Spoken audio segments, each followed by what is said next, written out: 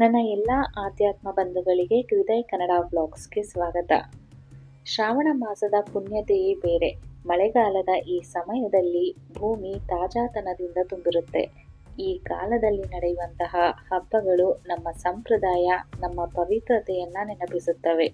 ಅದರಲ್ಲಿ ಒಂದು ಅತ್ಯಂತ ಮಹತ್ವದ ಹಬ್ಬವೇ ಈ ನಾಗರ ಪಂಚಮಿ. ಬನ್ನಿ, ನಾವು ಈ ವಿಡಿಯೋದಲ್ಲಿ ನಾಗರ ಪಂಚಮಿ ಯಾವಾಗ, ಈ ಪೂಜೆಯ ವಿಧಾನವೇನು, ಪೌರಾಣಿಕ ಮಹತ್ವ ಏನು, ಹಾಗೆ ಯಾವ ಮಂತ್ರಗಳನ್ನು ಪಠಿಸಬೇಕು, ಮತ್ತು ಈ ಹಬ್ಬದಿಂದ ನಮ್ಮ ಜೀವನಕ್ಕೆ ಬರುವಂತಹ ಪ್ರೇರಣೆ ಯಾವುದು ಎಲ್ಲವನ್ನ ತಿಳ್ಕೊಳ್ಳೋಣ. ಮೊದಲಿಗೆ ನಾಗದೇವರ ಮಹತ್ವವನ್ನು ತಿಳ್ಕೊಳ್ಳೋಣ. ನಮ್ಮ ಹಿಂದೂ ಪುರಾಣಗಳಲ್ಲಿ ನಾಗದೇವತೆ ಒಂದು ಶಕ್ತಿಯ ಸಂಕೇತ, ಹಾಗೆ ರಕ್ಷಣೆಯ ಸಂಕೇತ, ಸಂತಾನದ ಸಂಕೇತ ಅಂತಲೇ ಹೇಳ್ಬೋದು. ನಾಗದೇವರ ಆಶೀರ್ವಾದದಿಂದ ಕುಟುಂಬದಲ್ಲಿ ಸಂತಾನ ಭಾಗ್ಯ, ಐಶ್ವರ್ಯ, ಶಾಂತಿ ನೆಲೆಸುತ್ತಿವೆ ಎನ್ನುವ ನಂಬಿಕೆ ಇದೆ. ಇನ್ನು ಪುರಾಣಗಳಲ್ಲಿ ಹೇಳಿರುವ ಕಥೆಯ ಪ್ರಕಾರ ಒಮ್ಮೆ ಒಬ್ಬ ಭಕ್ತನ ಕುಟುಂಬಕ್ಕೆ ಅನೇಕ ಸಂಕಟಗಳು ಬಂದ್ಬಿಟ್ಟಿರುತ್ತೆ. ಆಗ ಆತನು ಶ್ರಾವಣ ಮಾಸದ ಪಂಚಮಿಯಂದು ನಾಗದೇವರ ಪೂಜೆ ಮಾಡಿ ಹಾಲನ್ನು ಅರ್ಪಿಸಿ ಕಥೆಯನ್ನು ಕೇಳಿ ಮಂತ್ರಗಳನ್ನು ಪಠಿಸ್ತಾನೆ. ಕೆಲ ದಿನಗಳಲ್ಲಿ ಅವನ ಜೀವನವೇ ಬದಲಾಗತ್ತೆ. ಇಂದಿಗೂ ಆ ನಂಬಿಕೆ ಜೀವಂತವಾಗಿದೆ. ಅದುವೇ ಈ ನಾಗರ ಪಂಚಮಿಯ ವಿಶೇಷತೆ. ಹಾಗಾದರೆ ಇಷ್ಟೊಂದು ಮಹತ್ವ ಇರುವಂತಹ ಈ ನಾಗರ ಪಂಚಮಿಯ ಮುಹೂರ್ತ ಯಾವಾಗ, ಅಂದರೆ ಪಂಚಮಿ ತಿಥಿ ಯಾವಾಗ ಶುರುವಾಗುತ್ತೆ ಅಂತಂದರೆ 2025ರಲ್ಲಿ ಜುಲೈ 28ನೇ ತಾರೀಕು ರಾತ್ರಿ 11 ಗಂಟೆ 24 ನಿಮಿಷಕ್ಕೆ ಶುರುವಾಗಿ ಪಂಚಮಿ ತಿಥಿ ಕೊನೆಗೊಳ್ಳುವಂಥದ್ದು ಜುಲೈ 30ನೇ ತಾರೀಕು ಬೆಳಗಿನ ಜಾವ 12 ಗಂಟೆ 46 ನಿಮಿಷಕ್ಕೆ. ಬೆಳಗಿನ ಜಾವ ಅಂದರೆ ಇದು ರಾತ್ರಿ ಸಮಯದಲ್ಲಿ ಬರುತ್ತೆ. ಅದು ಜುಲೈ 29ನೇ ತಾರೀಕು. ಸಂಪೂರ್ಣ ಪಂಚಮಿಯ ತಿಥಿ ಇರುವಂಥದ್ದು ಜುಲೈ 29ನೇ ತಾರೀಕು ಆಗಿರೋದ್ರಿಂದ ನಾಗಪಂಚಮಿ ಹಬ್ಬವನ್ನು ಜುಲೈ 29ನೇ ತಾರೀಕಿನಂದು ಆಚರಣೆ ಮಾಡಲಾಗುತ್ತೆ. ಪಂಚಮಿ ತಿಥಿ ಏನೋ ಯಾವಾಗ ಶುರುವಾಗುತ್ತೆ, ಯಾವಾಗ ಕೊನೆಗೊಳ್ಳುತ್ತೆ ಅನ್ನೋದು ಗೊತ್ತಾಯಿತು. ಆದರೆ ನಾವು ಯಾವ ಸಮಯದಲ್ಲಿ ಪೂಜೆ ಮಾಡಬೇಕು ಅಂತಂದರೆ ಜುಲೈ 29ನೇ ತಾರೀಕು ಬೆಳಗಿನ ಜಾವ 5 ಗಂಟೆ 41 ನಿಮಿಷದಿಂದ ಬೆಳಗಿನ ಜಾವ 8 ಗಂಟೆ 23 ನಿಮಿಷದವರೆಗೆ ನಾವು ಪೂಜೆಯನ್ನು ಸಲ್ಲಿಸಬಹುದು. ನಿಮ್ಗೆಲ್ರಿಗೂ ಗೊತ್ತಿರೋ ಹಾಗೆ ನಾಗರ ಪಂಚಮಿ ಅಂತಂದರೆ ನಾವೆಲ್ಲ ಹುತ್ತಕ್ಕೆ ಹೋಗ್ತೀವಿ, ಹಾಲನ್ನು ಎರಿತೀವಿ, ಅಥವಾ ಮನೆಯಲ್ಲೇ ಬೆಳ್ಳಿ ನಾಗನನ್ನು ಪೂಜೆ ಮಾಡ್ತೀವಿ ಅಲ್ವಾ. ಆದರೆ ಈ ದಿನ ನಾವು ವಿಶೇಷವಾಗಿ 8 ಹಾವುಗಳನ್ನು ಪೂಜೆ ಮಾಡ್ತೀವಿ. ಪುರಾಣಗಳ ಪ್ರಕಾರ ಅನಂತ, ವಾಸುಕಿ, ಪದ್ಮ, ಮಹಾಪದ್ಮ, ತಕ್ಷಕ, ಕುಳಿರ, ಕಾರ್ಕೋಟಕ, ಶಂಖ ಈ 8 ನಾಗದೇವತೆಗಳ ಪೂಜೆಯನ್ನು ನಾವು ಈ ದಿನ ಸಲ್ಲಿಸ್ತೀವಿ. ಈ 8 ಸರ್ಪಗಳನ್ನು ನೆನೆಯುತ್ತಾ ಜಪಿಸುತ್ತಾ ಪೂಜೆಯನ್ನು ಮಾಡಿದ್ರೆ ಈ ಸರ್ಪಗಳು ನಮ್ಮನ್ನು ಯಾವಾಗಲೂ ಕೂಡ ಕಾಪಾಡುತ್ತವೆ ಅನ್ನುವ ಒಂದು ಭಾವನೆ ಕೂಡ ಬರುತ್ತೆ. ಇನ್ನು ನಮ್ಮ ಜೀವನದಲ್ಲಿ ಅವರು ಕಾಪಾಡುತ್ತಿರುವ ಶಕ್ತಿಯನ್ನು ಈ ಹಬ್ಬದಂದು ನಾವು ನೆನೆಸ್ಕೊಳ್ಬೇಕಾಗತ್ತೆ.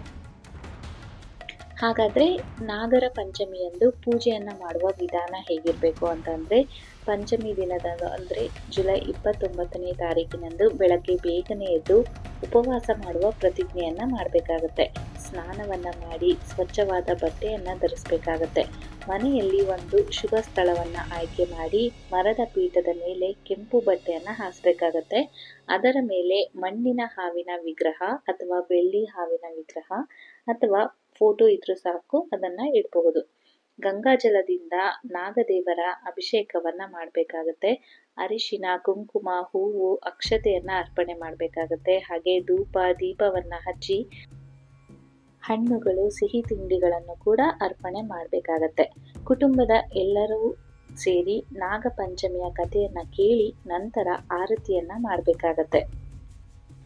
ಇನ್ನು ಈ ದಿನ ಪೂಜೆ ಮಾಡುವಾಗ ನಾವು ಪಠಣೆ ಮಾಡಬೇಕಾಗಿರುವಂತಹ ಮಂತ್ರಗಳು ಅಥವಾ ಜಪಿಸಬೇಕಾಗಿರುವಂತಹ ಮಂತ್ರಗಳು ಯಾವ್ಯಾವು ಅಂತಂದರೆ, ಓಂ ನಾಗೇಂದ್ರ ಹಾರಾಯ ತ್ರಿಲೋಚನಾಯ ಭಸ್ಮಾಂಗರಾಗಾಯ ಮಹೇಶ್ವರಾಯ ನಮಃ. ಇದು ಮೊದಲನೇದು. ಇನ್ನೊಂದ್ಸಲ ಹೇಳ್ತೀನಿ. ಓಂ ನಾಗೇಂದ್ರ ಹಾರಾಯ ತ್ರಿಲೋಚನಾಯ ಭಸ್ಮಾಂಗರಾಗಾಯ ಮಹೇಶ್ವರಾಯ ನಮಃ. ಇನ್ನು ಎರಡನೆಯ ಮಂತ್ರ, ಸರ್ಪೇಭ್ಯೋ ಹರಿಭ್ಯಶ್ಚ ಭುಜಂಗೇಭ್ಯೋ ನಮೋ ನಮಃ. ಮತ್ತೊಂದು ಸಲ ಹೇಳ್ತೀನಿ.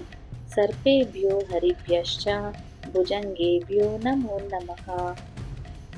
ಈ ಮಂತ್ರಗಳನ್ನು ಪಠಿಸುತ್ತಾ ಹಾಲನ್ನು ಅರ್ಪಿಸಿದ್ರೆ ನಾಗದೇವರ ಕೃಪೆ ಸದಾ ನಮ್ಮ ಮೇಲೆ ಇರುತ್ತೆ ಅಂತ ಹಿರಿಯರು ಹೇಳ್ತಾರೆ. ಹಾಗಾದ್ರೆ ಈ ಹಬ್ಬದ ಪೌರಾಣಿಕ ಮಹತ್ವ ಏನು ಅಂತ ನೋಡೋಣ. ಪುರಾಣಗಳಲ್ಲಿ ಹೇಳಿರುವಂತೆ ಈ ದಿನ ನಾಗದೇವರನ್ನ ನೆನೆದು ಹಾಲೆರೆಯುವ ಮೂಲಕ ನಾವು ಪ್ರಕೃತಿಯನ್ನ ಕಾಪಾಡುವ ಸಂಕಲ್ಪವನ್ನ ಮಾಡ್ತೇವೆ. ಹಾವು ಎಂಬ ಪ್ರಾಣಿ ನಮ್ಮ ಪರಿಸರದಲ್ಲಿ ಎಷ್ಟು ಮಹತ್ವದ ಪಾತ್ರ ವಹಿಸುತ್ತದೆ ಗೊತ್ತಾ? ಅದು ಹೊಲಗಳಲ್ಲಿ, ತೋಟಗಳಲ್ಲಿ ನೆಲದಡಿ ಇರುವ ಕೀಟಗಳನ್ನ ತಿನ್ನುತ್ತೆ. ಹೀಗಾಗಿ ಅದು ಪರಿಸರದ ಸಮತೋಲನವನ್ನ ಕಾಪಾಡುತ್ತೆ. ಹಾಗಾಗಿ ನಾಗ ಪಂಚಮಿ ಹಬ್ಬ ಕೇವಲ ಒಂದು ಧಾರ್ಮಿಕ ಆಚರಣೆ ಮಾತ್ರವಲ್ಲದೆ ಅದು ಪ್ರಕೃತಿಗೆ ನಮ್ಮ ಗೌರವ ಸೂಚಿಸುವ ಹಬ್ಬವೂ ಕೂಡ ಆಗಿದೆ. ನಾವು ದಿನನಿತ್ಯದ ಜೀವನದಲ್ಲಿ ಹಲವು ಬಾರಿ ಪ್ರಕೃತಿಯನ್ನ ಮರ್ತ್ಬಿಡ್ತೇವೆ. ಆದರೆ ಇಂತಹ ಹಬ್ಬಗಳು ನಮಗೆ ನೆನಪಿಸುತ್ತವೆ, ಪ್ರಕೃತಿಯೊಂದಿಗೆ ನಾವು ಒಂದಾಗಿದ್ದಾಗ ಮಾತ್ರ ನಮ್ಮ ಜೀವನ ಸಮೃದ್ಧವಾಗುತ್ತದೆ. ನಾಗದೇವರನ್ನ ಪೂಜಿಸುವ ಮೂಲಕ ನಾವು ನಮಗೆ ರಕ್ಷಣೆಯನ್ನ, ಸಂತಾನ, ಸಂಪತ್ತನ್ನ, ಶಾಂತಿಯನ್ನ ಬೇಡುವಷ್ಟೇ ಅಲ್ಲ, ಪ್ರಕೃತಿಯನ್ನ ಕಾಪಾಡುವ ಒಂದು ಜವಾಬ್ದಾರಿಯನ್ನ ಕೂಡ ಹೊತ್ತಿರ್ತೇವೆ. ಅದಕ್ಕಾಗಿ ಈ ಜುಲೈ 29ರಂದು ಬೆಳಗ್ಗೆ ಶುಭ ಸಮಯದಲ್ಲಿ ನಿಮ್ಮ ಕುಟುಂಬದೊಂದಿಗೆ ನಾಗರ ಪಂಚಮಿಯನ್ನು ಆಚರಣೆ ಮಾಡಿ. ಹಾಲು, ಹೂವು ಅರ್ಪಿಸಿ, ಮಂತ್ರವನ್ನು ಪಠಿಸಿ, ಕಥೆಯನ್ನು ಕೇಳಿ. ನೀವು ಮಾಡುವ ಪ್ರತಿಯೊಂದು ಪೂಜೆಯು ನಿಮ್ಮ ಕುಟುಂಬದ ಜೀವನಕ್ಕೆ ಬೆಳಕನ್ನು ತರಲಿ.